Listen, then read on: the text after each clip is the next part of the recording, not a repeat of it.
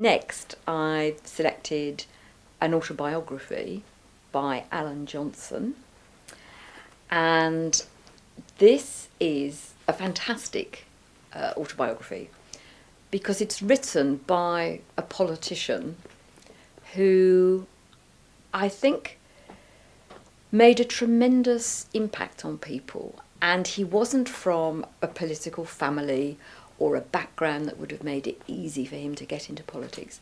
And this autobiography, a memoir of a childhood, these are the one about his early years, and because he absolutely loved the Beatles, This Boy is the title of one of the Beatles songs, and it's a fantastic picture of London in the 1950s.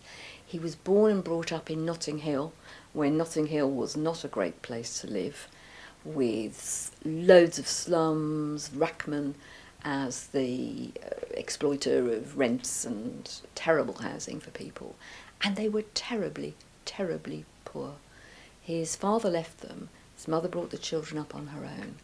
But it's a picture of a family sticking together, and goodness me, it's tough and it's hard, but he's bright and he gets an education. He gets an education in life, but he does manage to have teachers. Some teachers are interested in him. By and large, school isn't a great experience, but he becomes a great reader. He absolutely loves reading, and of course that's one of the gateways out.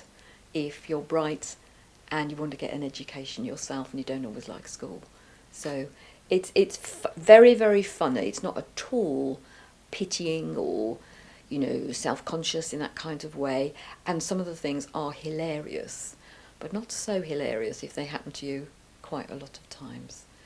And he, the kind of jobs he first gets, really, nothing very interesting at all, but eventually he gets into the union business because he works in heavily unionised industries. He becomes a postman, and that's his foothold into politics through the union structures.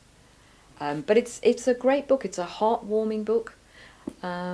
Great characters in the family, and the love between him and his sister.